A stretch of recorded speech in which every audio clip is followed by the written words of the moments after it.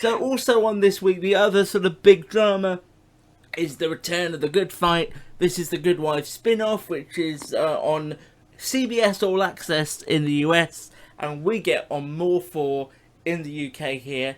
Matt, basic building blocks of The Good Fight, go. The big story in the first episode, we've got Adrian Bozeman finding out that the firm's founding partner, Carl Reddick, was, sexually abusing several members of staff at the office. We've also got Diane's continued vendetta against Donald Trump, finding out her husband has been going on safari with the two Trump sons, and that's the second spin-off that we need to see.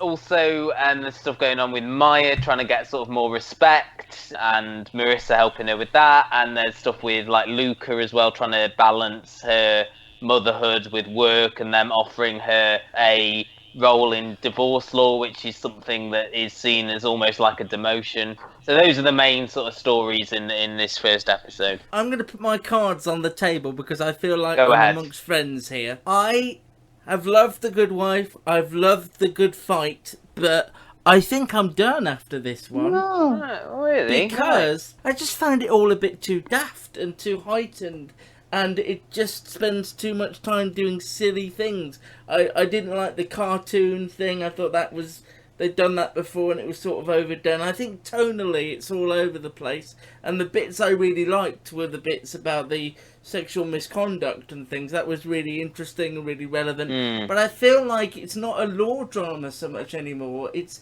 picking moments that are relevant and using them, and that should be commended perhaps, but as a show I don't think it works. There's too much about it I'm not really fond of. I don't like Rose Leslie and her annoying croaky voice. They've turned Diane into a character that I don't really feel she would be. There's all the micro-dosing last series that didn't really go anywhere. Then she was doing yoga, and bringing Trump into the mix irritates me slightly because I feel like we get enough of him in everyday life to have to deal with him in the drama. So it feels wrong to say it's not the show I want it to be, but it's not a legal law drama, and I'm not really connected enough to it at this point. Apparently they're not going to be in court as much this season. They've already sort of said that. I mean, this is just sort of setting out what's going to be happening really going forward. I too like the sort of the main story surrounding like the firm's image really, and all this coming out about Reddick after his death. I can see the I think there's just too much fluff around the rest of it. But I think we're getting sort of more. Michael Sheen, I believe, is coming into the series in the next episode, so that's going to sort of improve things as we go on. I agree. The stuff with Maya and with Diane, I wasn't fond of where Kurt Scott started talking to her. That was all a bit silly, and the song as well that they did, I didn't think that fit about non-disclosure agreement. They had a song in it last year, didn't they, about Trump that I think got nominated for an Emmy. So I think they're thinking, we're going to be the show now that does all these little comedy songs and things like that, which again it's gone too quirky, I think. You're not a big fan of the quirk, are you? Yeah. That's why I'm not sure that Michael Sheen's arrival is going to help Luke in any way. To the opening second, see him getting Botox through self-injecting himself with Botox while a hooker gives him a blowjob. God, a normal Friday night for you, isn't it? That's a Monday morning, isn't it? Yeah. So I have such mixed. I have such mixed. I think the bits this show does well, it still does really well. So I do think all the sexual stuff is interesting. Or stuff the actual law firm and what they might have covered and what it means to be a sort of a progressive left-leaning law firm and turn out not to be as good as you might have pretended to be. That's interesting, but I think you're right. It's getting a little bit David Kelly for me at times. Some of this heading that sort of way. Ali McBeal-esque. Yeah. Well, what was the show with Boston Legal? Thank you. It's more like that. That's what it kept reminding me of. With Shatner and James Spader. I'll tell you though, who I did like in this and who I will praise is Audrey McDonald, who I didn't like at all in the last season, but I thought she was really good in this episode. Yeah, she was.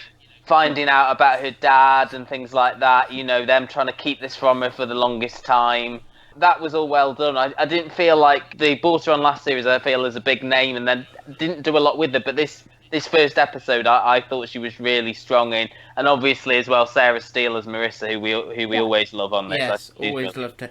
The thing is though, because this podcast is therapy, I did finish that episode and sort of go, well, why don't I like it? Because it's still the Kings at the head of it. They wrote this first episode, and they were over a whole good wife, and it's Diane, and I was just thinking, I think it might be because if you're on a streaming service, there's nobody going, you can't do that, you shouldn't do this, and I feel like they've just got a bit carried away with the freedom, perhaps. I think that's so often the case with streaming shows that you just if ever there was an argument for needing an editor to say, do you know what, this plot doesn't work or this quirky bit doesn't work, it is something like that. I think that's totally true.